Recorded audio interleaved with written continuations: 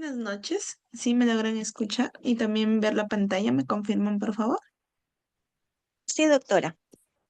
Listo, gracias. En esta noche vamos a continuar con la siguiente sesión. Soy la expositora del tema de lo que es emergencia y urgencias respiratorias. Soy la doctora Stephanie Chávez Zabaleta, médico cirujano egresada de la Universidad Privada Antenor Orrego. Tengo el diplomado de lo que es salud ocupacional y en el trabajo, el diplomado de lo que es ecografía general, cursos en BLS, ACLS y TLS. Actualmente maestrando en lo que es la maestría de investigación clínica. En lo que respecta a lo que es emergencia respiratoria, primero vamos a empezar definiendo qué son estas, que se define como situaciones en las que una persona presenta dificultades graves para respirar, lo que puede comprometer la vida del paciente si no se actúa rápidamente. Estas emergencias pueden ser causadas por diversas condiciones como el asma, enfermedades pulmonares, obstrucción de las vías respiratorias o incluso algún traumatismo, como vamos a ver a continuación, ¿no?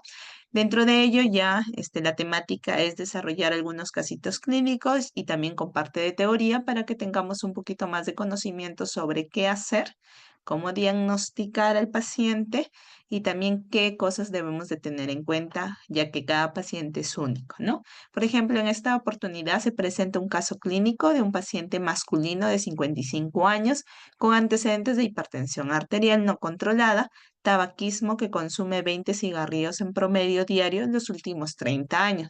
Acude a urgencias refiriendo dificultad para respirar progresivamente en las últimas 48 horas. Inicia con sensación de falta de aire al realizar actividades físicas leves, pero en las últimas 12 horas presenta dificultad para respirar, incluso estando en reposo. Además, menciona haber notado un leve dolor en el pecho, tiene tos productiva con esputo blanco, no ha presentado fiebre ni antecedentes de enfermedades respiratorias previo. Cuando una vez que llega a urgencias, el personal le hace lo que es la medición de los signos vitales, reportando una presión arterial de 150/90, una frecuencia cardíaca de 95, la respiratoria de 24 y una temperatura de 36,8. El paciente presenta dificultad para hablar en frases largas, respiraciones aceleradas y superficiales. A la auscultación pulmonar se encuentra estertores finos en ambos campos pulmonares inferiores, sibilancia al momento de la expiración. No hay edema periférico ni signos de insuficiencia cardíaca. En este caso tenemos la pregunta, ¿cuál es el diagnóstico de emergencia?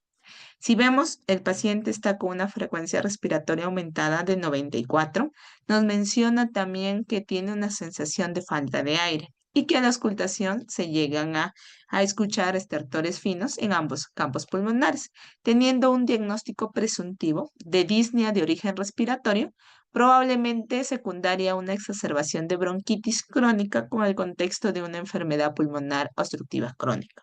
¿Por qué pensamos que el paciente tiene una enfermedad de base como porque si nos damos cuenta aquí no nos dice, pero sí hacemos hincapié en el antecedente del tabaquismo de 20 cigarrillos diarios por los últimos 30 años.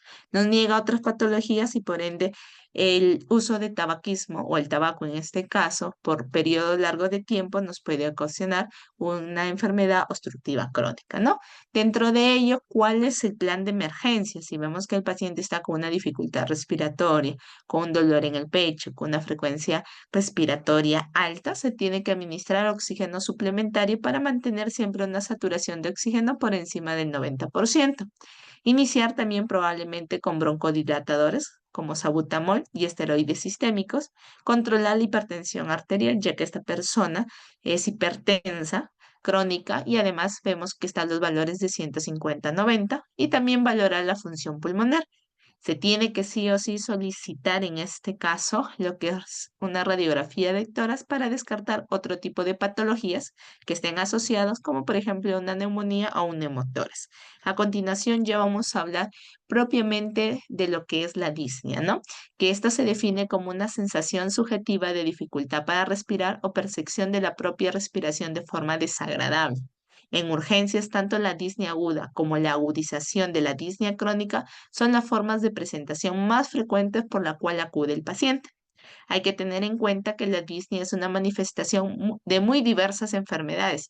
En primera instancia, pensar de una causa pulmonar también puede presentarse en algunas patologías cardíacas, también se presenta en causas metabólicas o psicogénicas en este caso, ¿no? Pero el 66% en promedio son por origen cardíaco o pulmonar. Dentro de ello, tenemos que tener de conocimiento que la disnea aguda es siempre una situación potencialmente grave y por lo tanto requerirá de una atención inicial urgente, junto también con un diagnóstico precoz, porque si el paciente no llega con esta dificultad respiratoria, tenemos que ver cuál es lo que le está ocasionando este problema, ¿no? Asimismo, se debe de hacer una aproximación inmediata para valorar los datos asociados que sugieran potencialmente la gravedad, como por ejemplo, algunos síntomas asociados como el dolor torácico, si el paciente se ha desmayado o no, si hay una taquicardia muy marcada, si hay alteración de conciencia, si tienen algunos pacientes hipotensión, si hay cianosis, es decir, la coloración azulada a nivel de mucosas, a nivel de lo que son las extremidades, mala perfusión periférica, si está desaturando o no el paciente, ya que esto nos va a permitir actuar inmediatamente. Dentro de ello también tenemos tener o recordar ya en este caso algunos conceptos básicos, como por ejemplo lo que es taquimia, que se define como un aumento de la frecuencia respiratoria normal, respiración rápida, superficial, corta, que puede o no acompañarse de disnea. La polignia, vemos que se ve que el paciente realiza una inspiración profunda y prolongada. En este caso, ¿qué patologías se asocian, digamos, con este tipo de lo que es polignia, en el caso de respiraciones de Kussmaul, ¿no? Que presentan los pacientes con cetoacidosis y uremia. En este caso, por ejemplo, quienes presentan lo que son la cetoacidosis son los pacientes diabéticos, que vamos viendo si están con un promedio de glucosa mayor de 200, pueden presentar ya esta respiración profunda y prolongada, que se le conoce como respiración de Kussmaul. La autonmia, que se define como la disnea que se produce en decúbito supino, que se ve sobre todo en los pacientes con insuficiencia cardíaca, con este diagnóstico que tienen. Asimismo, también hay que tener en claro qué es una disnea paroxística nocturna, ya que esto es un acceso intenso de disnea que despierta al paciente por la noche, obligándose a permanecer sentado en la cama durante un tiempo hasta que esta sensación de falta de aire desaparezca, en donde vamos a tener este tipo de disnea en los pacientes con insuficiencia cardíaca. Asimismo, como les estaba mencionando al inicio, tenemos que empezar a diferenciar si esta dificultad al respirar aguda, que se origina de un momento a otro, es de origen pulmonar o extrapulmonar. Basándonos en el origen pulmonar, tenemos que las causas más comunes es por obstrucción de la vía aérea superior, por ejemplo, algún atragantamiento con algún alimento, aspiración de algún cuerpo extraño, asma bronquial, el EPOC, como ha sido en el caso que hemos presentado, paciente con broncoespasmo, pacientes con neumonía, neumotórax, paciente que tenga algún derrame pleural, algún tromboembolismo pulmonar, hemorragia pulmonar, traumatismo torácico o algún distrés respiratorio del adulto. Que si bien es cierto, este tipo de enfermedades de origen pulmonar causan disnea, también son parte de las emergencias respiratorias que vamos a ver durante esta ponencia. Dentro del origen extrapulmonar tenemos el edema pulmonar cardiogénico, el edema pulmonar no cardiogénico, la hiperventilación por ansiedad, la acidosis metabólica y las alteraciones neuromusculares. ¿Esto también me puede causar disnea? Sí, pero si vemos y comparamos el origen pulmonar, son más causas que a diferencia de las de origen extrapulmonar. Dentro de ello también tenemos de que hay una clasificación funcional del paciente, teniendo en cuenta la disnea basal, ¿no? Por ejemplo, hay una clasificación de 0 a 4, en donde 0 es donde el paciente no presenta esta dificultad respiratoria al andar deprisa o subir una cuesta, o sea, camina deprisa, camina rápido y no hay la dificultad respiratoria. En el clasificación 1 tenemos que es la dificultad al andar deprisa o subir una cuesta, o sea, subir algún tipo de pendiente, ¿no? De algún lugar, de algunas subidas como escaleras, algún cerro, por así decirlos, ¿no? Dentro del punto 2 tenemos clasificación 2, tenemos la incapacidad de mantener el paso de otras personas de la misma edad, caminando en llano debido a la dificultad respiratoria o tener que parar para descansar en llano, es decir, en plano, ¿no? A veces podemos esto evaluarlo, poner a dos personas de la misma edad, misma contextura, que caminen. Si vemos que el paciente se empieza a agitar o como a sentirse cansado, como que le faltara el aire y la otra persona que aparentemente está sana camina más deprisa y esa persona se queda, entonces ya podemos catalogarlo dentro de la clasificación funcional grado 2. Dentro de la tercera clasificación tenemos que el paciente tiene que parar a descansar al andar unos 100 metros o en pocos minutos al andar en llano. Y por último, el último grado, que es el grado 4, la disnea impide al paciente salir de casa o aparece en actividades simples como vestirse, ¿no? Dentro de ellos también tenemos que averiguar cuál en la anamnesis, si el paciente ha presentado síncope, dolor torácico, tiene taquicardia, palpitaciones, tiene náuseas, sudoraciones, la imposibilidad para hablar o toser, alteración del nivel de conciencia o agitación psicomotriz. ¿Por qué? Porque esto también me va a ayudar un poco a diferenciar las patologías y diagnosticar al paciente. Dentro de ello también yo tengo que evaluar si el paciente presenta lo que es la cianosis, si hay algún tipo de sonido que emita, tipo un estridor, si veo a nivel de los que es la parte del tórax algún tiraje intercostal o supraclavicular, el uso de musculatura accesoria, incoordinación tóraco-abdominal, una frecuencia respiratoria por encima de 30, la cardíaca por encima de los 120, desaturando a pesar de que esté con oxigenoterapia, una presión de oxígeno de menos de 60 milímetros de mercurio, una presión de CO2 mayor de 50, que esto me está teniendo un panorama de que cuando ya esta presión esté mayor de 50, el paciente puede presentar una insuficiencia respiratoria crónica reagudizada, ¿no? Y los signos de mala perfusión tisular.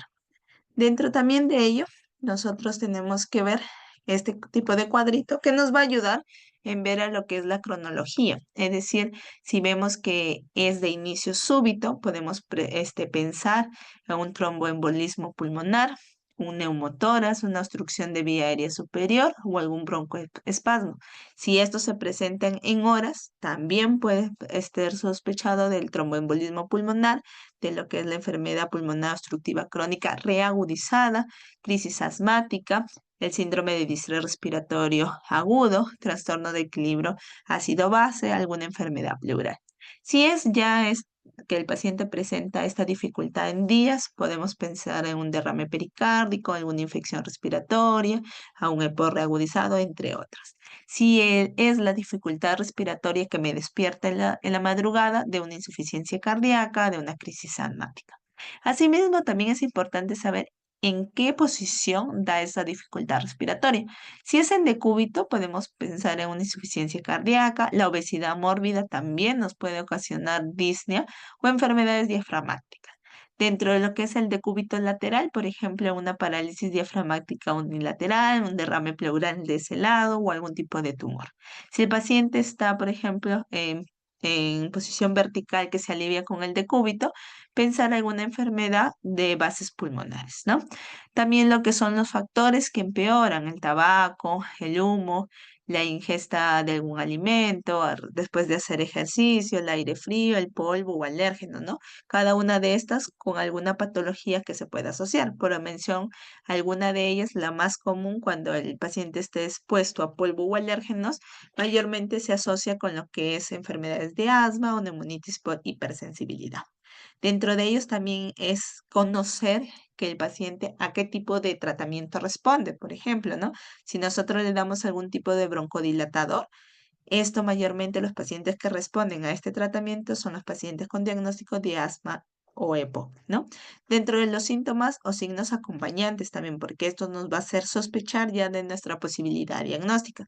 Si el paciente tiene disnea más fiebre, podemos sospechar desde una neumonía, desde un EPO reagudizado, bronquitis aguda o sepsis. Si tiene esta disnea con tos productiva, también estas mismas enfermedades, pero agregándose lo que es bronquiectasias sobreinfectadas, ¿no? Si el paciente tiene tos seca y disnea, se puede sospechar de asma también o enfermedades intersticiales. Si el paciente ya elimina un esputo con este rasgo de sangre, alguna enfermedad del pulmón, tipo una neoplasia, bronquitis aguda o bronquiectasia, ¿no? Si presenta algún tipo de sonido tipo estridor, que es lo más conocido, me puede hacer sospechar que está obstruyendo la vía aérea, ¿no? Alta. Si el paciente presenta algún sonido como ronquera, puede estar presentado lo que es la laringitis, el tumor laringio también, o alguna neoplasia pulmonar. Si presenta dolor torácico, vemos que esto mayormente se centra si es un dolor opresivo, una cardiopatía isquémica, si es a nivel del costado, una enfermedad pleural, neumotoras o neumonía. Si es retroesternal, una pericarditis.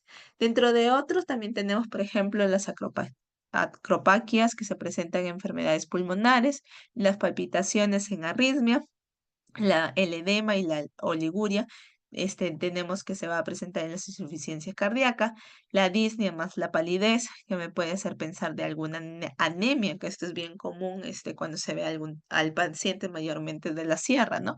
Que presentan este tipo de dificultad respiratoria y tienen palidez a nivel de lo que es, de su cuerpo, ¿no? Y mucosas. Asimismo, la deformidad torácica, la poliartralgia y poliartritis, que nos acompaña a la disnea, podemos pensar de una sarcoidosis, entre otros que ya sea ustedes lo van a poder leer en el cuadro. Asimismo, también dentro de ellos, la auscultación cardiopulmonar nos va a hacer también acercarnos al diagnóstico. Por ejemplo, si es una expiración alargada, presenta sibilante o roncos, podemos sospechar de un asma, de un EPO o de un tromboembolismo pulmonar.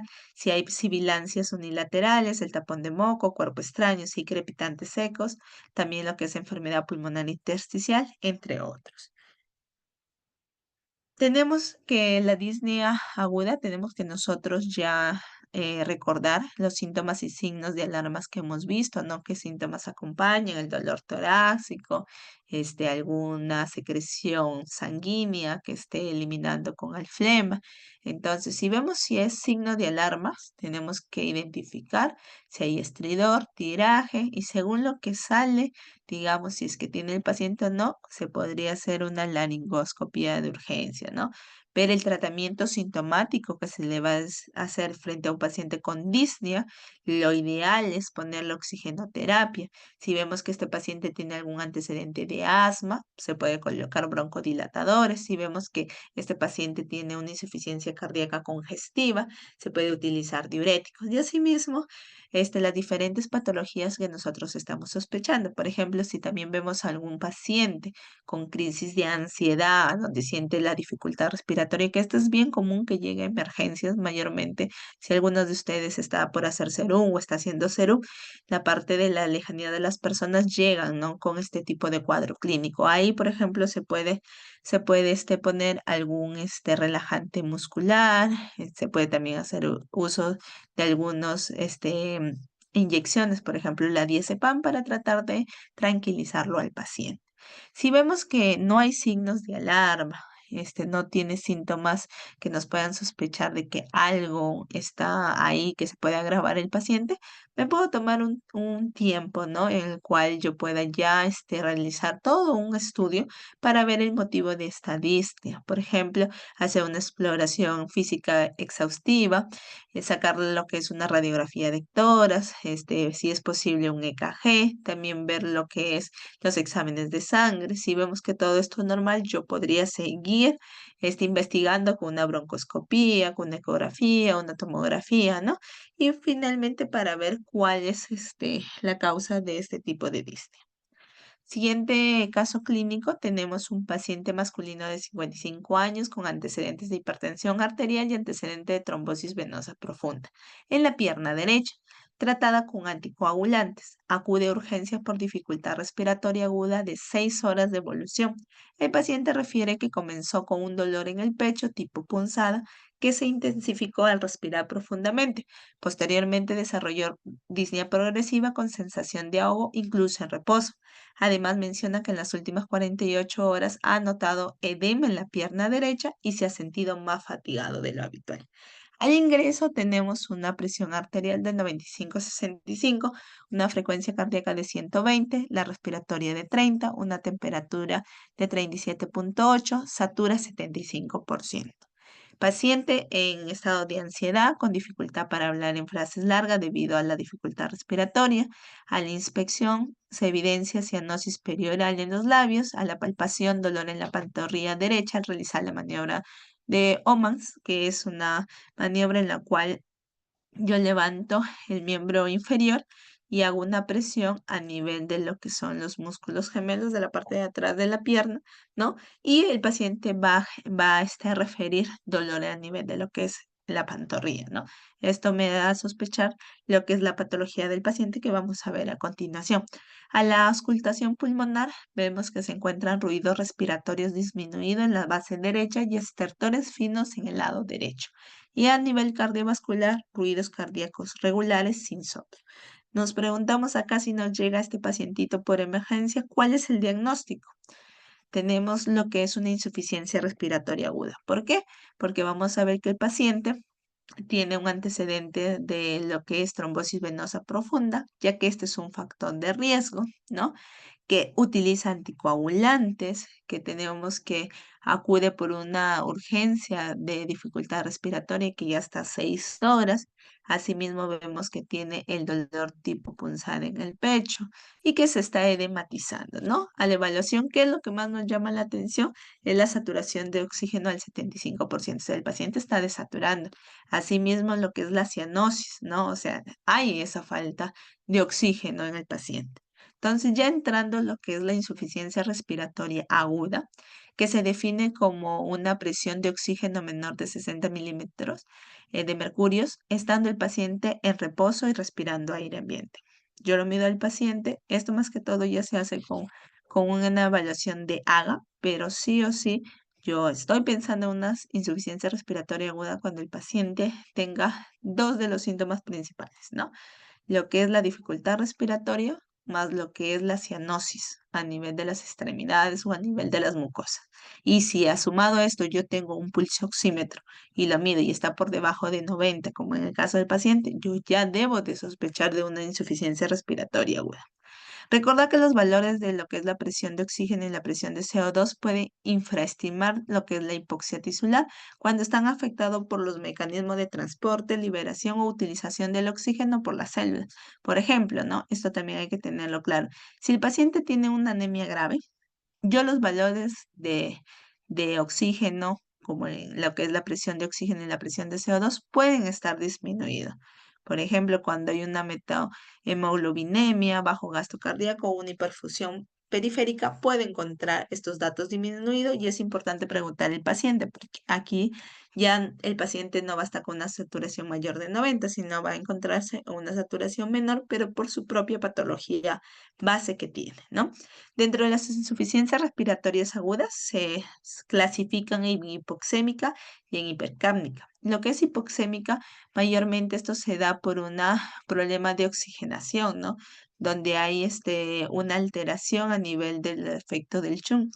Y en caso de lo que son insuficiencia respiratoria hipercápnica, vemos que aquí vamos a encontrar un aumento de la presión de CO2 por encima de los 45 milímetros del mercurio y más que todo esto está provocado por un mecanismo de hipoventilación.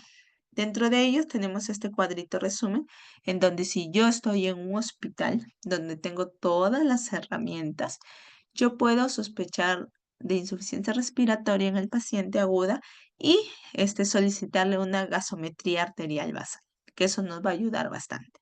Mientras que yo voy realizando los exámenes, ya voy tratando al paciente con medidas generales. Lo primero que debo de colocar es oxígeno, 3, 4 litros, 5 litros, y ahí ir aumentando para ver hasta cuándo se pueda estabilizar lo que son los valores de la saturación, ¿no?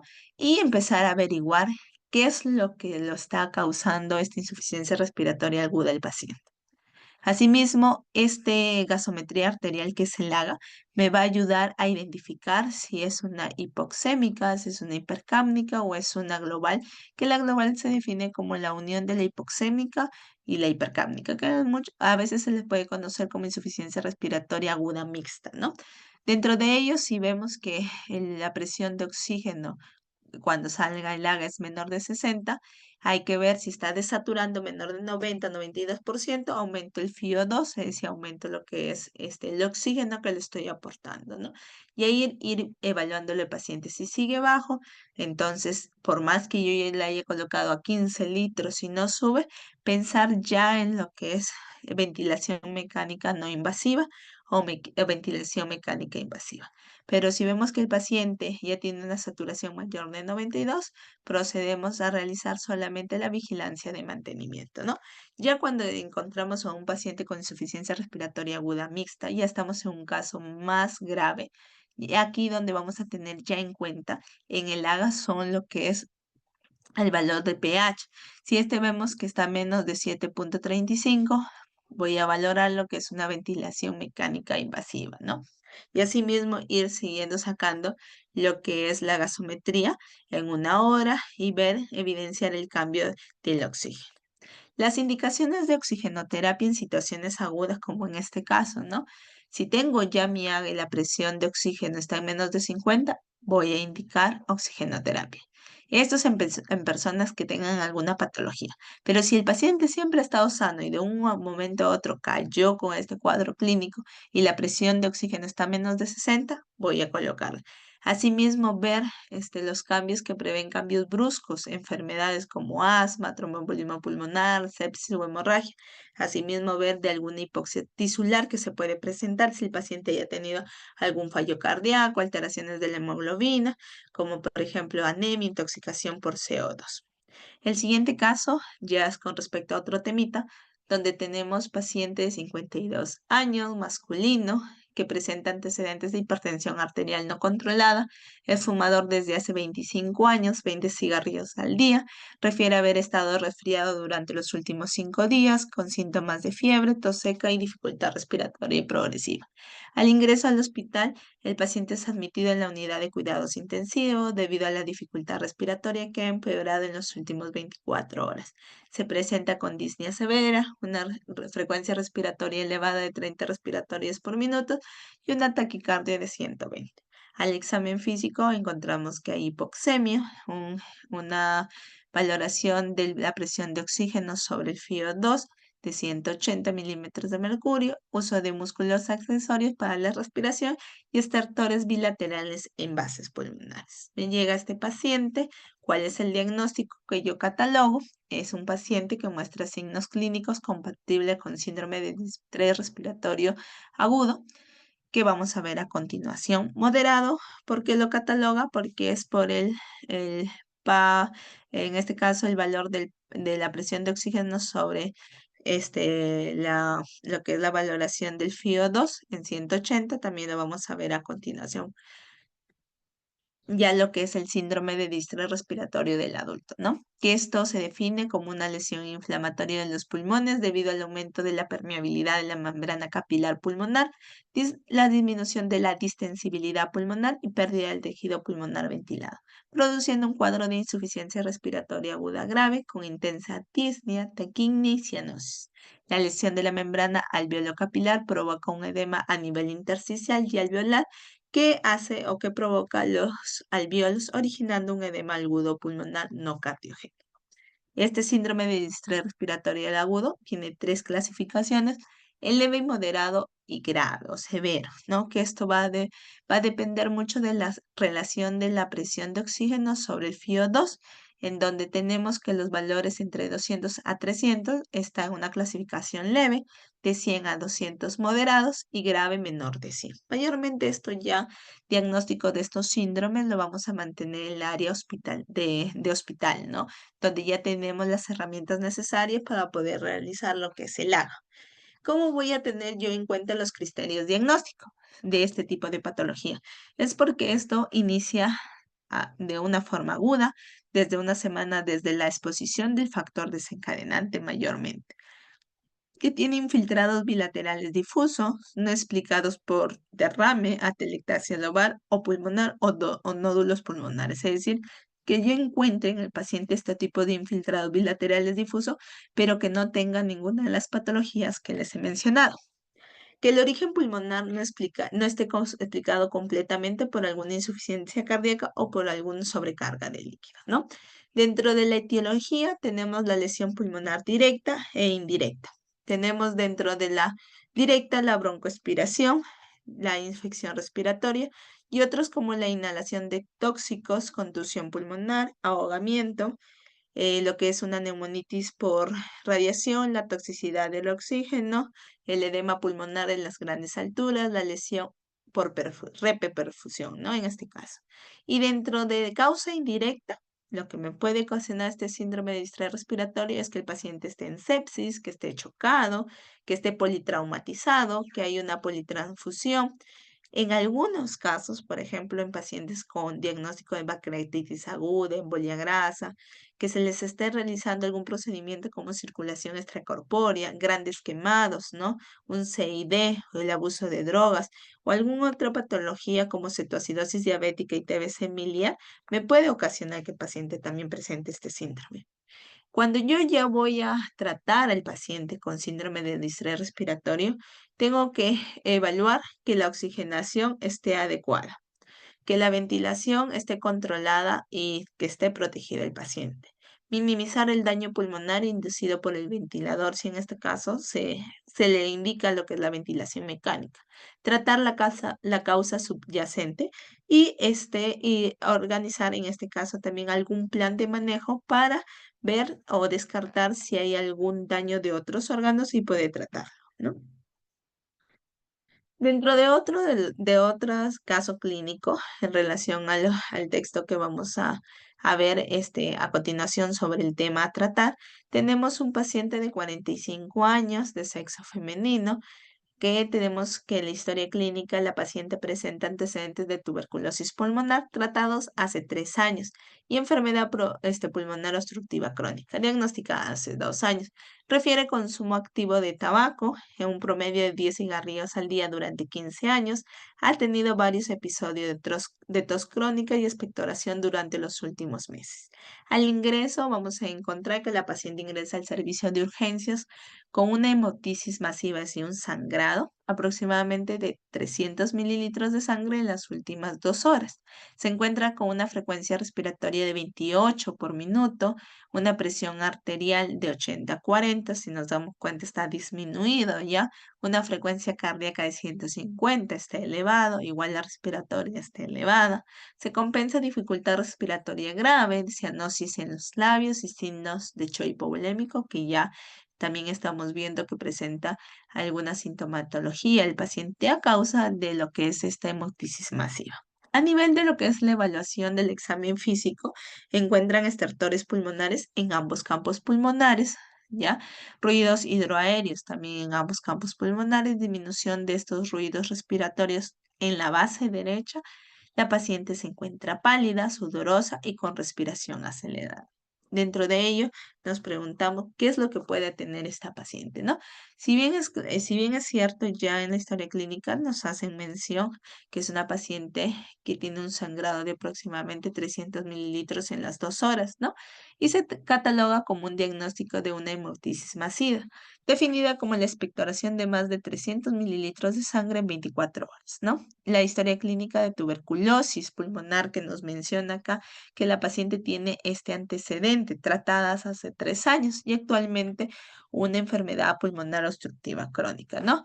Que la hemorragia podría estar relacionada por la ruptura de algún vaso sanguíneo a nivel de los pulmones, posiblemente por alguna complicación de la enfermedad pulmonar obstructiva o por alguna secuela también de tuberculosis. Esto mayormente lo vamos a poder definir ya cuando se pueda realizar algún estudio más a detalle, como por ejemplo una tomografía o una radiografía, en donde nos vamos a poder dar cuenta qué es lo que ocasionó este cuadro clínico. En este caso, el tratamiento de emergencia que vamos a mantener es estabilizarla al paciente hemodinámicamente, porque si nos damos cuenta con estos valores de presión arterial, frecuencia respiratoria y frecuencia cardíaca, la paciente está a un shock hipovolémico. Asimismo, ya tiene cianosis, o sea, no le está llegando la perfusión a las partes más distales del cuerpo.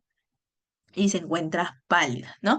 Se tiene que administrar líquidos intravenosos para ver qué tanto de líquido necesita el paciente, se saca lo que es el índice de choque hipovolémico, ver también la necesidad de transfusión de sangre, si es necesario para el choque hipovolémico. Si en el caso estuvieran en parte, por ejemplo, de serranía, de la sierra, o a otro lugar donde están en una posta médica o un centro de salud y no cuentan con todo un equipo preparado como en el hospital, si es que nosotros queremos mantenerla, aunque sea viva la paciente, tenemos que hacer un buen administración de líquidos, ¿no? De retos de cloruro de sodio. Si tenemos lo que son cristaloides, sería lo ideal, pero si tenemos lo que es cloruro de sodio, ponerle 2 vías a la paciente y pasarle entre 2 a 3 litros de cloruro. Claro está que no todo de golpe, sino en la primera parte puedo ponerle un reto o un bolio de 500. Voy midiendo lo que es las presiones arteriales y todo eso. Si no funciona, vemos que la presión sigue baja, sigue con taquicardia, podemos colocarle un segundo bolio. Asimismo, si contamos con ácido tranexámico, nos puede ayudar mucho en ese momento colocarle una ampollita de ácido tranexámico diluido en 100 cc de cloruro de sodio para evitar que siga sangrando mucho, ¿no? En este caso también trata de ponerle oxígeno que le va a ayudar a la paciente, ¿no? Tenerla siempre con una monitorización de las funciones vitales hasta que la pueda trasladar a un hospital de segundo nivel, tercer nivel, ¿no? Como les mencionaba, se inicia lo que es la oxigenoterapia con alguna mascarilla, con alguna bolsa de reservorio. Si puedo hacer una intubación endotraqueal, sería ideal. Si ya me encuentro en el hospital y tengo las herramientas necesarias, podría realizarle una broncoscopía, ¿no? Y también iniciar el tratamiento con antifibrinolíticos para reducir la hemorragia activa y también antibióticos de amplio espectro para prevenir lo que son las infecciones secundarias. Ya hablando en sí de la hemólisis masiva, tenemos que actualmente se reserva para el sangrado que implica un riesgo vital para la paciente y se caracteriza por presentar un sangrado mayor de 500 a 600 mililitros en 24 a 48 horas. Un ritmo de sangrado de aproximadamente de 100 a 150 mililitros por hora, que el paciente se encuentre, en este caso, con alguna disminución del nivel de conciencia, insuficiencia respiratoria, alguna alteración cardíaca. Asimismo, ver la inestabilidad hemodinámica que tiene el paciente, anemia e hipotensión, ¿no? Dentro de ellas también tenemos que la hemoptisis se va a clasificar en leve, moderada, grave o masiva, ¿no? Dentro de lo que es leve, si medimos en una cantidad de 24 horas, menos de 30 mililitros. Si es moderada, de 30 a 150. Si es grave, de 150 a 600 mililitros, que aquí ya vamos a tener una reperfusión clínica. Si es masiva o exsanguinante, cuando ya tenemos más de 1 litro de lo que es la hemoptisis o más de 150 mililitros por hora. Y aquí donde vamos a tener que el paciente pueda tener riesgo de asfixia o inestabilidad hemodinámica. Dentro de las posibles etiologías de hemoptisis, vamos a tener que las más comunes son por patología de la vía aérea, como por ejemplo bronquitis aguda, bronquitasia, alguna neoplasia, algún cuerpo extraño también puede ocasionar eso. Dentro de lo que son las enfermedades del parénquima, la tuberculosis, una neumonía necrotizante, algún absceso pulmonar, infecciones bacterianas, infecciones por parásito, alguna infección vírica o alguna neoplasia. Dentro de lo que son las enfermedades vasculares, la embolia grasa o séptica o trombótica, la malformación arteriovenosa, algún aneurisma aórtico que se rompa, algún aneurisma de la arteria pulmonar y bronquial que también se puede romper, hipertensión pulmonar se asocia con los que son las causas de hemoptisis. Dentro de las enfermedades hematológicas que me pueden ocasionar este tipo de patología, tenemos la más conocida, la coagulopatía, el CID, la coagulación intravascular diseminada, las trombocitopenias, la disfunción plaquetaria, la enfermedad de von Billeman, las hemofilias, ¿no? Dentro de lo que son las enfermedades cardíacas, alguna cardiopatía congénita, alguna estenosis mitral, alguna endocarditis. Dentro de otras, por ejemplo, también hay causas idiopáticas, las causadas por algún traumatismo o iatrogénica, entre otros que ya son poco comunes. Dentro de eso, nosotros tenemos que diferenciar lo que es hemoptisis de hematemesis, ¿no? Si el paciente llega diciendo he botado sangre, preguntarle cómo, si ha vomitado con sangre, si ha tosido y salió sangre, ¿no? Si es mediante la expectoración, pensar en una hemoptisis. Si es un vómito, de una hematemesis. Dentro de lo que es la hemoptisis, vamos a tener que el sangrado es líquido, es brillante y espumoso. A diferencia que la hematemesis es una sangre marrón o negra y hay restos alimentarios, ¿no? Es muy importante preguntarle esto al paciente. ¿Cómo fue lo que eliminó, ¿no? Si tiene restos de comida, si hay flema, entre otras características que nos puede ayudar. El paciente mayormente cuando hablamos de hemoptisis está acompañada con tos, gorgojeo, dolor costal, a diferencia de la hematemesis, un dolor abdominal, náuseas, vómitos e inclusive te puede decir que has tenido deposiciones con sangre, ¿no? Lo que es la hemoptisis, vamos a tener que hay síntomas de asfixias, ¿no? Rara vez hay anemia en ese momento, porque a veces solamente es una eliminación poco de sangre, pero mayormente lo que es más anemizante es la hematemesis. Pero si ya estamos frente a una hemoptisis masiva o grave, obviamente sí vamos a ocasionar que el paciente tenga anemia debido a la pérdida sanguínea que hay. Dentro de la hemoptisis vamos a tener que hay antecedentes de enfermedades respiratorias y se confirma mediante fibrobroncoscopía. Y la hematemesis, antecedentes de enfermedades digestivas y aquí la confirmación es mediante endoscopía. Dentro de ellos también tenemos qué otros estudios yo puedo solicitarle a un paciente con hemoptisis, por ejemplo, un hemograma, uno lo que es la coagulación, una gasometría arterial, ¿no? Una radiografía de tórax, una electrocardiograma, análisis de esputo, siempre y cuando yo sospecho que el paciente tiene TBC, y algunas pruebas cruzadas en el caso de hemoptisis moderada o masiva. Dentro de ellos vamos a tener en cuenta que va a haber inestabilidad hemodinámica, mayormente cuando hay una hemoptisis masiva, y en esto vamos a tener que ver que tiene que ver un soporte ventilador, un ventilatorio, algún ventilador mecánico. A veces el paciente pueda requerir la consideración de intubación, el monitoreamiento estricto que se tiene que hacer y algunas otras pruebas que ya he mencionado anteriormente que se tiene que realizar el paciente. Dentro de ello, otro de los temas que ya vamos a hablar son las crisis asmáticas, definiendo que el asma es una alteración inflamatoria crónica de las vías aéreas en la que participan diversas células mediadoras de la inflamación. Los síntomas se asocian generalmente con un grado variable de la alimentación de lo que es el flujo aéreo, parcialmente reversible de forma espontánea o con el tratamiento, como vamos a ir desglosando el tema a continuación donde tenemos que las exacerbaciones, crisis o ataque o agudización de asma se define como el deterioro de la situación clínica basal de un paciente que implica la necesidad de administrar tratamiento específico. Se caracterizan por un aumento progresivo de uno o más de los síntomas típicos, como por ejemplo disnea, tos, sibilancia y opresión torácica, asimismo acompañados con la disminución de flujo expiratorio.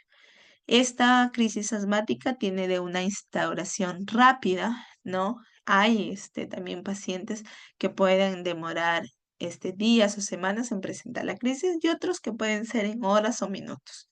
Y esto mucho va a depender de lo que ocasiona esta crisis de asma, como por ejemplo las infecciones respiratorias víricas, la exposición a alérgenos cuando están expuestos al polen, a la tierra, a las esporas, alergia a los alimentos, la contaminación del aire exterior, los cambios estacionales, la poca adherencia al tratamiento de base, las epidemias, por ejemplo, las tormentas primaverales, ¿no? ¿Qué es lo que yo debo de preguntar al momento que me llega un paciente con esta crisis de asma, ¿no? Si es que ya tenemos el antecedente que el paciente tiene asma, ver qué le exacerbó, qué estuvo haciendo, le dio algún medicamento, estuvo expuesto al frío, estuvo expuesto a algún alérgeno, ¿no?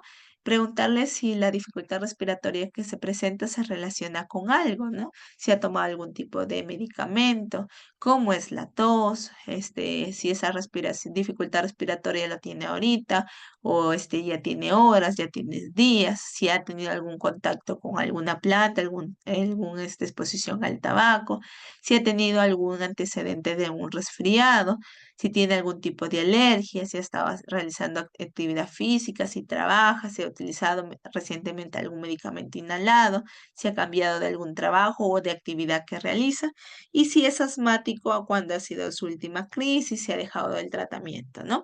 Dentro de ello, esto se va a clasificar según la gravedad, en crisis leve, moderada y grave, ¿no? Y vital mayormente ya cuando el paciente se encuentra, digamos, con una crisis ya, donde está en riesgo su vida, ¿no? La disnea en el caso de la crisis leve es leve propiamente, en la moderada es moderada y la grave es intensa. Y en la vital va a tener el paciente respiraciones agónicas, inclusive con alguna parada respiratoria. En una crisis leve, el paciente te va a hablar, ¿no? Puede hablar normal o en párrafos. En la moderada solamente emite frases cortas, en la grave palabras y en la vital no te habla, ¿no? Dentro del estado de conciencia tenemos en una crisis leve normal, en la moderada, en la crisis va a estar normal, no va a haber alteración, pero donde sí vamos a encontrar alteración es en una crisis vital. La frecuencia respiratoria vamos a encontrar que está aumentada en lo que es leve, moderada y grave, pero en la crisis vital vamos a encontrar bradypnea o el paciente puede estar en apnea. El uso de musculatura accesoria ausente en la leve, moderada presente, en la grave está muy evidente, en la vital vamos a ver movimiento tóraco-abdominal paradójico o ausente. Las sibilancias en todas las tres crisis leve, moderada y grave la vamos a encontrar, en unas más intensas que en la otra, y en lo que es la crisis vital hay un silencio auscultatorio. En lo que es la frecuencia cardíaca va a estar alterada en la crisis moderada y grave y en la vital también alterada, pero vamos a ver con una disminución de las pulsaciones por minuto. En lo que es presión arterial puede estar normal dentro de la crisis leve, moderada o grave, pero una crisis vital sí vamos a encontrar al paciente en una mala condición, por ejemplo, hipotensión. Dentro de lo que son los valores de volumen expiratorio forzado en el primer segundo o flujo expiratorio máximo, que son valores de referencia, una crisis leve vamos a encontrar mayor de 70%, moderada menos de 70, grave menos de 50 y en la crisis vital no procede realizar esto porque vamos a encontrar valores demasiado bajos, ¿no? La presión de oxígeno normal en la leve, en la moderada menos de 80, en la grave menos de 60 y en la vital menos de 60. La presión de oxígeno, de CO2, perdón, en la crisis leve vamos a encontrar normal, en la moderada menos de 40, en la grave también puede estar menos de 40 y la crisis vital mayor de 45, donde vamos a ver y recordar lo que hemos visto. Si esta presión está mayor de 45, pensemos en una insuficiencia respiratoria hipercámpica, ¿no? La saturación va a ir disminuyendo progresivamente. En lo que es crisis leve lo puedo encontrar normal. La saturación en la moderada ya va a ir disminuyendo menos de 95, menos de 92. En la crisis grave menos de 90 y en la crisis vital probablemente hablemos de una desaturación marcada. Dentro de esto también nosotros tenemos que ver cuáles son los fármacos que nos pueden ayudar. Tenemos el más conocido, que es el salbutamol, que la mayoría de las postas médicas o centros de salud lo tiene o es de fácil acceso en una botica que se pueda comprar, ¿no? Que pertenece al grupo de los agonistas beta-adrenérgicos. En este caso, ¿cuál es la dosis utilizada? Se puede utilizar mediante una mascarilla o aerocámara de 2 a 8 inhalaciones, ya, o sea, los puff que tiene de 2 a 8 puff cada 20 minutos, 10 minutos, 15 minutos durante la primera hora, ¿no? Dentro de ellos, si continúa, podemos utilizar también lo que es las nebulizaciones intermitentes o continuas. Otro tratamiento que está al alcance es el bromuro de hipatropio, que pertenece a los anticolinérgicos, donde esto también se puede hacer inhalaciones de 4 a 8 inhalaciones con un rango de 10 a 15 minutos, ¿no? También tenemos los glucocorticoides sistémicos, por ejemplo, el más conocido, tenemos lo que es la prednisona, que nos va a poder ayudar. Al ingreso podemos darle de 20 a 40 miligramos cada 12 horas y intravenoso, que mayormente tenemos la hidrocortisona, de 100 a 200 miligramos cada 6 horas, ¿no? Y al alta se le puede dar al paciente que ya la prednisona lo consuma una pastillita de 50 miligramos cada 24 horas por un promedio de 5 a 7 días. Otros glucocorticoides inhalados, para tenerlo de conocimiento, tenemos el propionato de fluticasona, ¿no? Mayormente también se puede aplicar por inhalaciones, de 2 inhalaciones cada 10 a 15 minutos hasta que la crisis se haya estabilizado. Y la budidosina, que es mediante nebulizaciones de 0,5 miligramos cada 20 minutos durante lo que es una hora, ¿no? El sulfato de magnesio intravenoso también es otras opciones. Si en el caso de que ninguno de estos tratamientos de primera elección dé beneficio, podemos utilizar lo que es sabutamol, pero ya con una dosis más fuerte, ¿no? Inhalados. Y también el sulfato de magnesio inhalado mediante nebulizaciones, ¿no? Hay que recordar que los medicamentos, los ABAs inhalados son los fármacos broncodilatadores más eficaces y rápidos en el tratamiento de la crisis asmática. Dentro de ellas tenemos que se puede continuar con salbutamol a dosis de 2 inhalaciones cada 3 a 4 horas hasta remisión de la crisis. Si en las primeras 2 horas el tratamiento se constata una evolución favorable, entonces esto se puede mantener todavía por algunas horas si no son otros necesarios utilizar algún tipo de otro medicamento, ¿no? Si por ejemplo tenemos una persona que sufre de asma, como lo hemos visto en el caso clínico, que llega con su crisis bien marcada entre un grado grave o moderado, podemos utilizar, si tenemos al alcance, lo que es el sabotamol, ¿no? Darle lo que son de 2 a 8 inhalaciones, ¿no? A veces se puede iniciar con 4 puff hasta 8 puff y un rango de 10 minutos, 15 minutos. Pasado este tiempo, vuelvo a medir lo que es la saturación, la frecuencia respiratoria, la frecuencia cardíaca, ¿no? Veo si el paciente no reacciona, puedo nuevamente hacerle de entre 2 a 8 puff, presionarlo lo que es el sabotamol, que tiene un lugar para la presión, y la otra conectarlo con la aerocámara. Si vemos que no responde o responde parcialmente, puedo seguir administrando hasta que el paciente responda. Luego de ello, no es que si el paciente responda, yo ya lo voy a dejar de administrar. No, voy a ir administrando, pero espaciando el tiempo, que puede ser de 3 a 4 horas. Si ya vemos que el paciente está bien, se le puede dejar tratamiento ya para casa cada 8 horas por unos 3 días o unos 5 días, dependiendo la gravedad del paciente, ¿no? Dentro de ellos también tenemos que tener en cuenta que una crisis asmática, grave o vital, como lo hemos visto, también puede, necesitar una hospitalización, ¿no? En este caso, como les mencionaba, asma moderado o grave debe de permanecer en la unidad de observación con un mínimo de 6 a 12 horas, porque puede recaer nuevamente la crisis, ¿no? Permanecer sintomáticos después del tratamiento, ver que el oxígeno esté por encima del 92%, ¿no? Ver que el volumen respiratorio forzado en un segundo, si está menos del 50-60% tras el tratamiento, es un criterio de hospitalización. Ver el compromiso vital previo con antecedente de intubación o ventilación. Si, por ejemplo, el paciente ya ha tenido estas crisis y ya está intubado y esta es su segunda crisis, yo no lo puedo dejar ir a casa. El paciente lo tengo que hospitalizar, ¿no? Si es que, por ejemplo, yo ya le di algún glucocorticoide o corticoide como la prednisona y no le ha funcionado, entonces tiene que estar hospitalizado. También la imposibilidad para garantizar los cuidados necesarios en el domicilio, y si es que tiene alguna patología adyacente como neumonía, neumotórax, neumomediastino o no respiratoria.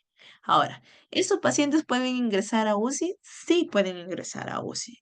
Cuando, por ejemplo, tengan la crisis severa o vital, ya hayan tenido una parada respiratoria, que hayan tenido alguna disminución del nivel de conciencia, algún deterioro funcional progresivo a pesar del tratamiento, cuando sigue desaturando menos del 90% a pesar que ya se le colocó los 15 litros de oxigenoterapia, o que la presión de CO2 esté por encima de 45, que hay agotamiento muscular, o sea, donde ya lo vemos que el paciente no puede ni respirar. Ahora, una vez que ya evaluó al paciente, está hospitalizado, tiene los criterios, también hay otros criterios de alta que yo debo de considerar para decir este paciente ya recuperó, ya salió de su crisis. Es la desaparición o mejoría significativa de la clínica. una saturación de oxígeno mayor de 92 y un flujo expiratorio pico mayor de 70, y que el paciente se encuentra relativamente estable. Como vemos, ¿cuál es el tratamiento que se le debe brindar en el paciente con hospitalización? Es la oxigenoterapia, el salbutamol que les he mencionado. Se le puede aplicar metilprednisolona en una dosis de 20 a 40 miligramos intravenoso cada 8 a 12 horas. Bromuro de hipatropio nebulizado, ¿no? Antibióticos solo si hay datos de infección, reposo relativo, elevación siempre de la cabecera, de la cama de 30 a 45 grados, signos vitales cada 6 horas, dieta en principio, y se puede hacer una dieta normal, dependiendo de los síntomas, ¿no? En lo que es valorar la profilaxis de trombosis venosa profunda con enoxaparina. Otro de los casitos que tenemos acá, tenemos que el paciente, por ejemplo, tiene edad de 7 años, de sexo masculino. El niño tiene antecedente de asma bronquial diagnosticado a los 4 años, ha presentado episodios esporádicos de crisis asmáticas, especialmente durante los cambios de estación o exposición de alérgenos como polvo y ácaros. Está bajo tratamiento de mantenimiento con salbutamol en inhalador y fluticasona, pero no ha sido controlado adecuadamente en las últimas 2 semanas. Al ingreso, vemos que el niño es traído por sus padres a la sala de urgencia debido a los episodios de aguda de dificultad respiratoria que comenzó hace 3 horas. Presenta una tos persistente, respiración rápida de 38 por minuto, dificultad para hablar frases completas y sibilancias audibles. El niño se encuentra agitado, respira con esfuerzo, se ve el uso de músculos accesorios para la respiración, frecuencia cardíaca elevada, la saturación de oxígeno en 90%. Se le auscultan sibilancia, estertores en ambos campos pulmonares. ¿Qué diagnóstico de emergencia yo puedo sospechar ya con los datos que me da, que es un paciente que tiene antecedente de lo que es asma, actualmente presenta dificultad respiratoria, tos persistente, hay una frecuencia respiratoria aumentada, frecuencia cardíaca aumentada, está la saturación, aún se mantiene un 90%, pero se escucha sibilancia. Siempre que nosotros auscultemos los pulmones con el estetoscopio al paciente y se escuchen tipo silbidos, ¿no? Tenemos sospechar de asma, que es la primera causa de sibilancias en el paciente. Dentro de ello, en este caso clínico, tenemos que el niño está experimentando una crisis asmática caracterizada por la exacerbación de los síntomas, ¿no? Como por ejemplo disnea, tos, sibilancia y dificultad para mantener la saturación de oxígeno. Asimismo, la historia que nos cuenta del asma mal controlado y el desencadenante que probablemente haya sucedido en este paciente es la exposición del polvo, ¿no? Dentro del tratamiento vamos a tener que se puede administrar salbutamol en forma de inhalación con una cámara, aerocámara que lo llaman, ¿no? Cada 20 minutos en las primeras 2 horas para aliviar el broncoespasmo. Yo siempre suelo iniciar con 4 inhalaciones, con 4 disparos, ¿no? Y viendo eso voy evaluando cada 20 minutos. Si tengo lo que es prednisona, como les mencionaba, podía darles. Se coloca también oxígeno suplementario a través de la mascarilla, si es posible lo que es la saturación. En el caso de no tener prednisona en sus puestos de salud, ¿no? Se puede utilizar también la dexametasona. La dexametasona de 4 miligramos, una ampollita, dependiendo la edad del paciente. Se puede colocar endovenoso, en bollo, o también se puede colocar intramuscular, ¿no? Ya cuando yo haya colocado este medicamento, más le haya aplicado lo que es el salbutamol, le haya colocado la oxigenoterapia, vemos que el paciente va mejorando sus funciones vitales, entonces voy viendo que el paciente va respondiendo. Cada vez que yo monitorizo al paciente en la reevaluación, tengo que tener en cuenta lo que es la saturación, la frecuencia respiratoria, la evaluación clínica del paciente si hay mejoría o no, y la frecuencia respiratoria y también lo que es la auscultación. Vemos si es que los sibilantes van a ir disminuyendo o no. En este caso, vemos que el paciente después de 1 hora de tratamiento con salbutamol y corticosteroide presenta una ligera mejoría, una saturación del 94% y la frecuencia respiratoria se ha estabilizado, ¿no? La tos y la sibilancia disminuye, el niño se siente más cómodo, se reduce ya la frecuencia de administración de salbutamol. Si, por ejemplo, yo inicié 4 cada 20 minutos, puedo espaciarlo ya no cada 20 minutos, sino cada 1 hora, o inclusive retirarlo y ponerlo cada 8 horas, ¿no? Plantear también un control, o en este caso diario del paciente, y administración de corticoides orales durante unos 5 días, ¿no? El niño responde bien al tratamiento y con el seguimiento adecuado y el ajuste de su plan de manejo a largo plazo, el riesgo de futuras crisis amáticas pueden ser minimizadas.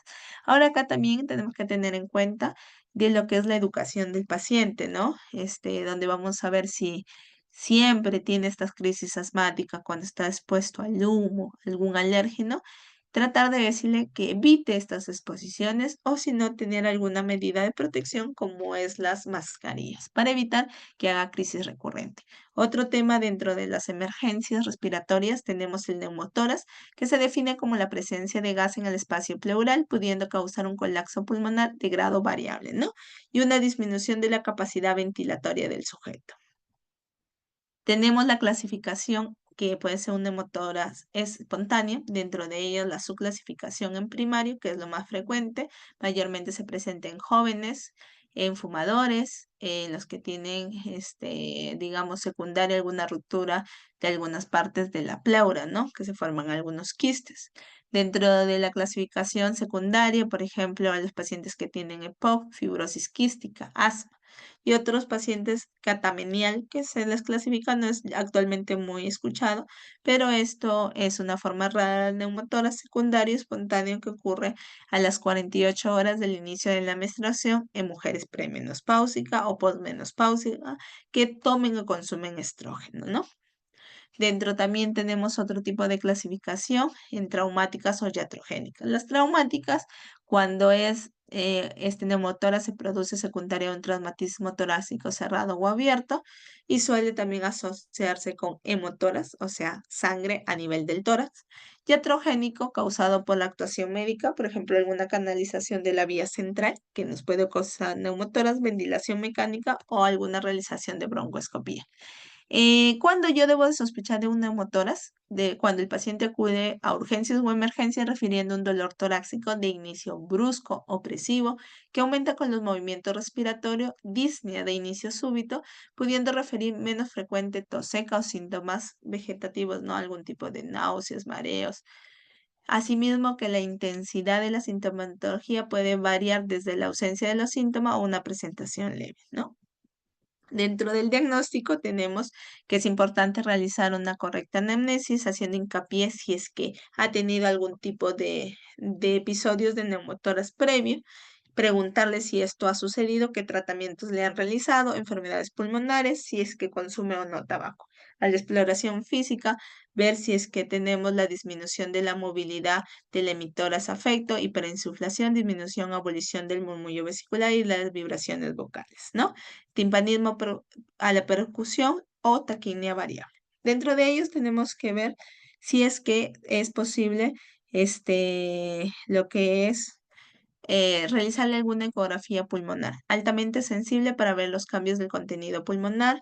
Representa una buena opción a pie, digamos que el paciente esté a pie de la cama cuando esté el paciente inestable, ¿no? Si vemos acá en esta imagen, tenemos una ecografía en donde vamos a ver que a nivel de la parte izquierda se evidencia lo que es el espacio intercostal aumentado, ¿no?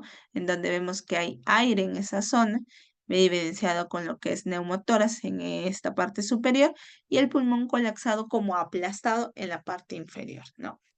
Dentro de ellos también es importante realizar una radiografía de tórax de anteroposterior, en donde vemos acá una imagen de neumotórax primario, ¿no? En donde vemos también que la tráquea puede estar desviada hacia un costado, donde vamos a ver que no está el neumotórax, sino que se pone para ese costado a nivel de lo que es la evidencia de la radiografía. Tenemos también que se puede solicitar exámenes generales de sangre para ver cómo está la coagulación, gasometría arterial. Si el paciente está estable, no es imprescindible solicitarlo, pero si vemos que el paciente está inestable, que tenemos que valorar otros valores tipo, por ejemplo, la presión de oxígeno, la presión del CO2, es recomendable sacarle un AJ. Dentro del tratamiento tenemos las medidas generales, que es la oxigenoterapia, ¿no? Tener una vía periférica, control del dolor, el reposo, la cabecera elevada.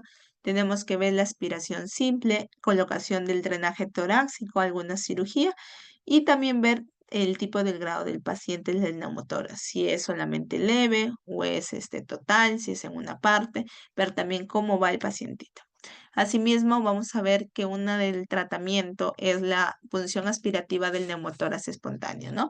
En donde el paciente tiene que estar en decúbito supino con una cabecera de 30 a 45 grados. Mayormente esto lo hace procedimientos médicos, pero siempre las licenciadas de enfermería van a tener que asistir a estos procedimientos, ¿no? Tenemos que tener que el paciente tiene que estar canalizado a una vía periférica, aportar el oxígeno suplementario a alto flujo, ver que la zona de incisión a nivel del segundo espacio intercostal a la línea medio clavicular o al quinto espacio de la línea axilar anterior, yo tengo que ingresar con alguna punción, un catéter de 16 a 18, ¿no? De ese grosor. ¿Para qué? Para que yo al momento de ingresar yo voy a escuchar como que una llanta se reventó, por decirles así, el sonidito de como si el aire estuviera saliendo, ¿no? Previo a eso tengo que hacer el lavado y asepsia de la zona. Asimismo, si tengo algún tubo de drenaje fino, lo puedo colocar en donde he ingresado el catéter, pero si no lo tuviera, yo puedo salvar al paciente utilizando este catéter, ingresándolo a nivel del segundo espacio intercostal, línea medio clavicular, o a nivel del quinto espacio intercostal, línea axilar anterior. Asimismo, ver si es que tengo el tubo, conectarlo, tener toda la conexión al vacío y vamos a ver que al momento de que esté saliendo el aire a nivel de lo que es el tubo, vamos a ver una burbujita. Si yo veo burbujitas en el tubo, estoy comprobando que sí estoy dentro de lo que es lo que ocasiona el neumotórax, ¿no? Que estás extrayendo ese aire.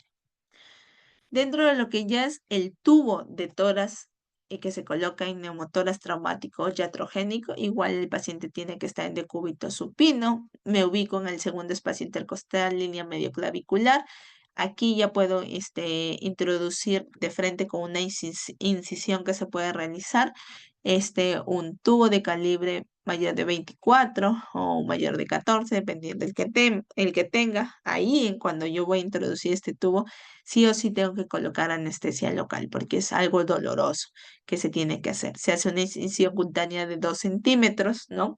En donde yo voy a ir ingresando, ¿no? Aspirando en todo momento hasta llegar a la cavidad pleural, donde observaremos la salida del aire al llegar a esta cavidad pleural, ¿no? Dentro de ello también vamos a ver que puedo hacer uso de lo que es la tijera de mayo o mosquito hasta llegar a la pleura.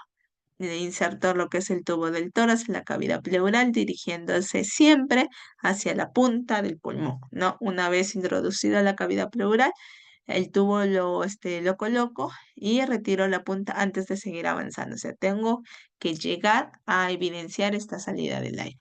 Conectar el sello de agua porque el tubo va conectado a un recipiente con agua donde yo voy a ver las burbujitas que les mencionaba, ¿no?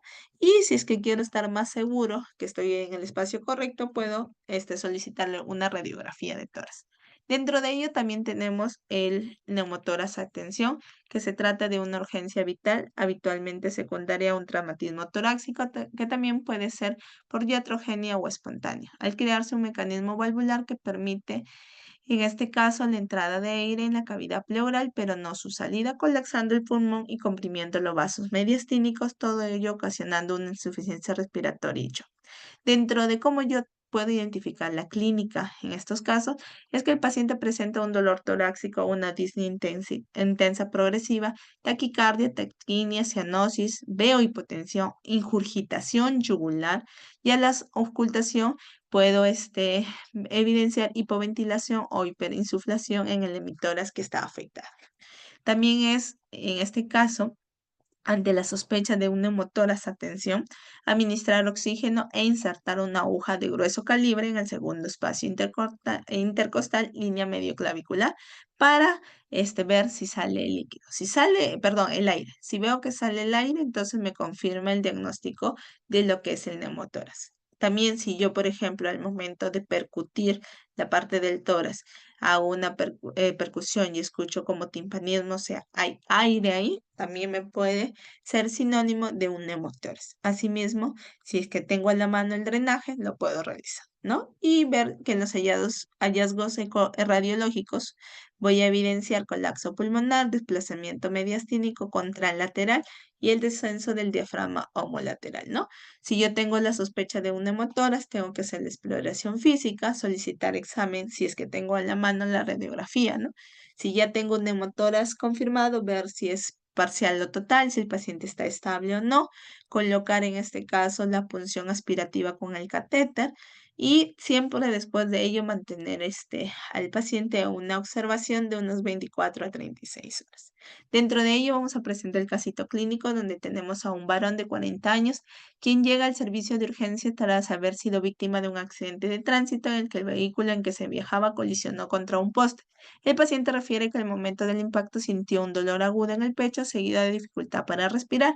Al llegar al hospital se encuentra consciente pero con signos de dificultad respiratoria severa. No tiene antecedentes de enfermedad respiratoria ni antecedentes quirúrgicos, no tiene alergias conocidas, no tiene antecedentes de tabaquismo ni consumo de alcohol. A lo que es la evaluación, tenemos una frecuencia cardíaca de 130, respiratoria de 30, una presión arterial de 85-50, una temperatura de 36,8. Se observa a nivel de lo que es la inspección, distensión en el hemictoras derecho con una desviación evidente de la tráquea hacia el lado izquierdo. El paciente presenta dificultad para hablar y respiración rápida. A la palpación, como les mencionaba, la hiperresonancia en el lado derecho del tórax, al tacto no se aprecian fracturas óseas evidentes en el área de tórax y a la auscultación se detecta ausencia de ruidos respiratorios en el lado derecho, mientras que en el izquierdo los ruidos respiratorios son anormales. Con todo esto mencionado, ¿cuál es el diagnóstico de emergencia? En este caso, tenemos que sospechar de un neumotórax a tensión debido a la distensión torácica, desviación de la tráquea, la hipoxemia y la dificultad respiratoria grave. Asimismo, tener en consideración el accidente de tránsito y los hallazgos clínicos que refuerzan la sospecha, ¿no? Es muy diferente que tengamos a un paciente que de la nada empezó con frecuencias respiratorias aumentadas, dificultad respiratoria y que yo estoy sospechando de un neumotórax, a diferencia de un paciente que tiene un accidente de tránsito o un golpe en el pecho, ¿no? En donde yo puedo sospechar del neumotórax a lo que es la parte, atención, ¿no? El manejo inicial, tengo lo que es que se realiza de manera de inmediato la descompresión torácica con una aguja, lo que les mencionaba, ¿no? Si es posible, también colocar el tubo de drenaje, ¿no? Si es que no tuviera este tubo, yo puedo salvar al paciente con solamente colocarle lo que es la aguja en el segundo espacio intercostal, ¿no? Dentro de qué estudios complementarios yo pueda solicitar, yo una vez que el paciente lo puedo estabilizar o tengo a la mano en el hospital, más que todo una radiografía que en donde me puede confirmar el neumotórax a tensión en el lado derecho con desplazamiento mediastínico hacia el lado izquierdo. Por ejemplo, en este casito, ¿no? No hay fracturas costales importantes ni lesiones pulmonares visibles en la radiografía.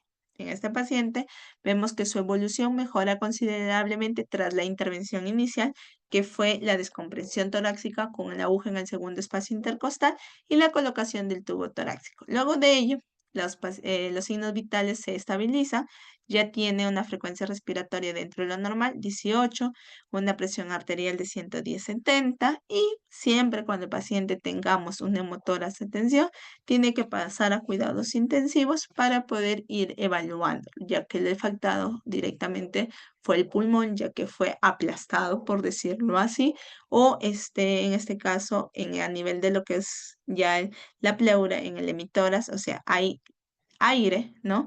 Que desplaza lo que es el pulmón, la tráquea y puede haber algún otro daño, ¿no? La conclusión de este caso clínico, que tenemos que el neumotórax a tensión es una complicación grave y potencialmente mortal que puede ocurrir tras un trauma torácico, como un accidente de tránsito, como lo hemos visto, y donde la intervención rápida y adecuada es crucial para prevenir el colapso, tanto cardiopulmonar como lo que es la insuficiencia respiratoria. El drenaje torácico es el tratamiento definitivo para aliviar la presión intrapleural y restaurar las funciones respiratorias. Dentro de otro tema tenemos el derrame pleural, donde este es el espacio pleural situado entre la pleura visceral y parietal en una persona sana, no fumadora, está ocupado por unos pocos milímetros de líquido pleural, que actúa como lubricante entre ambas serosas. Y cuando en circunstancias patológicas se produce un acúmulo de líquido pleural, nos encontramos ante un derrame pleural, que suele producirse mayormente por desequilibrio entre producción y reabsorción. Dentro de las características del líquido pleural se clasifica en trasudado y exudado. El trasudado cuando hay un desequilibrio entre las fuerzas hidrostáticas o oncóticas de la circulación pulmonar o sistémica, y el exudado es cuando aumenta la permeabilidad. Dentro de lo que es la anamnesis, debemos preguntarle al paciente si ha tenido enfermedades respiratorias, enfermedades previas como cardiopatías, algún cuadro respiratorio infeccioso reciente, si tiene alguna neoplasia, algún traumatismo, alguna enfermedad hepática o renal, porque eso nos pueden dar lo que son los exudados, pacientes con TB, antecedentes laborales o si utiliza algún tipo de fármaco, ¿no? Ver si el paciente tiene disnea, tiene tos, tiene dolor pleurítico. Dentro de ello, nosotros vamos a tener que diferenciar las causas de derrame transsudativo, ¿no? Por ejemplo, la insuficiencia cardíaca, la fuga de líquido cefalorraquídeo, la telectasia, un hidrotórax hepático, una hipoalbuminemia, lo que es una causa iatrogénia, en un síndrome nefrótico, entre otros, ¿no? Una vez que yo tengo clínica del derrame pleural, yo tengo que solicitar al paciente una radiografía de tórax. Si hay duda, puedo solicitarle una ecografía o una tomografía. Dentro de ellos, ver, ¿no? Si está a mi alcance hacer una toracocentesis, lo puedo hacer para yo poder estudiar lo que es el líquido, ver las proteínas y ver cómo está el LDH, ¿no? Ver a partir de eso si es un trasudado o en un exudado. Si fuera un exudado, identificar a nivel del estudio de la toracocentesis y el derrame pleural, cómo está su pH, si hay gérmenes, si hay glucosa, ¿no? Dependiendo de estas características, yo voy a tener en cuenta si, por ejemplo, tiene triglicéridos más de 110 en un kilotoras, si vemos que tenemos la hemoglobina, el líquido pleural mayor de 25% en un hemotórax.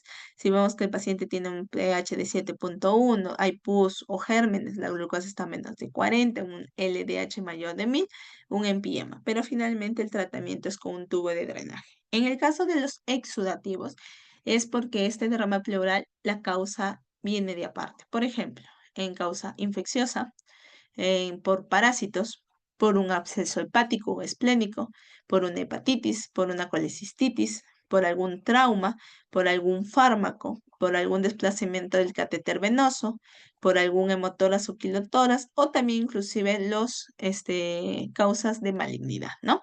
El tratamiento mayormente es por toracocentesis evacuadora urgente, donde se hará cuando el derrame sea masivo y exista compromiso respiratorio importante, donde se extrae más de, de 1000 mililitros, un litro de líquido, ¿no? Que es un edema que se provoca a nivel de parte del pulmón. Y si el paciente tolera bien el derrame, entonces se debe de colocar un drenaje pleural para que vaya drenando, ya que con los días va a ir produciendo más. Si es un hemotórax, que es sangre mayormente en el tórax, se puede colocar un drenaje torácico, perdón, donde tenemos que siempre valorar el estado hemodinámico, ¿no? Y si necesita transfusiones sanguíneas, realizarle. Si es un empiema, se coloca un drenaje torácico y también se coloca antibióticos endovenosos empíricos como ceftriaxona 2 gramos por día o cefotaxima 2 gramos cada 8 horas, endovenosos más clinda de 600 a 900 miligramos cada 8 horas, ¿no?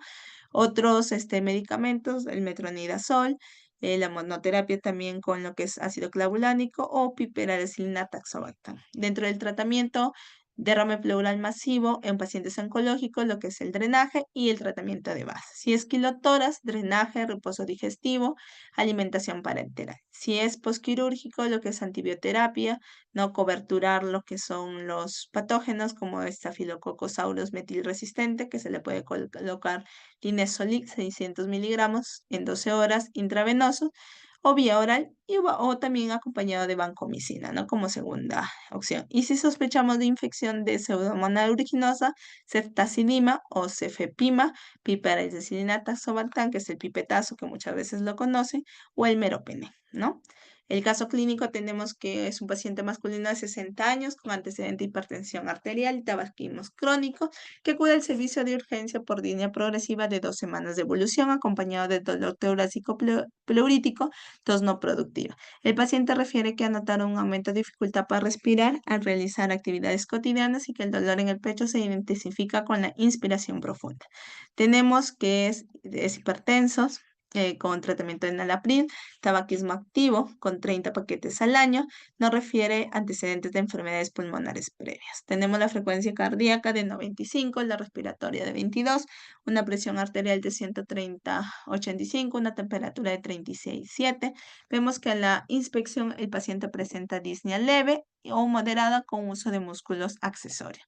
Se observa aplanamiento de la base de tórax a nivel derecho. A la palpación, la disminución de la expansibilidad de la base del tórax derecho. No se perciben crepitaciones cutáneas. O sea, al momento de palpar no hay crépitos, o sea, como que sintiera que aplastara bolsitas en la piel, ¿no? A la percusión vemos matidez a la percusión en la base del tórax derecho, sugiriendo la presencia de líquido pleural. Y a la auscultación, los ruidos están disminuidos a nivel del lado derecho, ¿no? ¿Cuál es el diagnóstico de emergencia? En este caso se sospecha de un derrame pleural en base a lo que nos dice la historia clínica, que el paciente presenta disnea, dolor pleurítico, cuando me dice que hay un dolor como que hincada a nivel de adentro del pulmón, yo tengo que sospechar de este dolor pleurítico y tos. Los hallazgo físico, matidez en la percusión, disminución de los ruidos respiratorios. La historia de tabaquismo y la falta de antecedentes de enfermedades pulmonares previas son factores a considerar en la evaluación de las posibles causas de derrame. ¿Qué tengo que solicitar? Una radiografía de tórax, en donde me va a mostrar efectivamente que una opacidad homogénea en la base del tórax derecho compatible con derrame pleural. La radiografía también puede mostrar un desplazamiento del borde inferior del pulmón, ¿no? Dentro de ellos también tenemos que ver, se puede realizar una ecografía torácica en donde me va a evidenciar una imagen hipoecogénica, ¿no?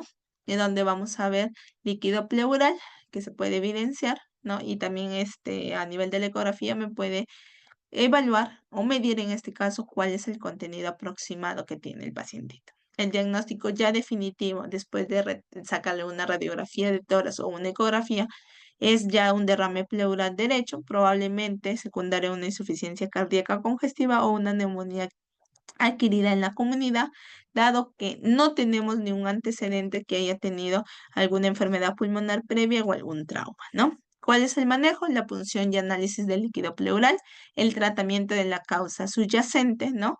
El monitoreo y el seguimiento que se le tiene que hacer al paciente. Si estamos sospechando de una insuficiencia cardíaca congestiva, tiene que tener el tratamiento para esta causa y también algún tipo de diurético, si no va a ir acumulando más líquido a nivel de lo que es la pleura.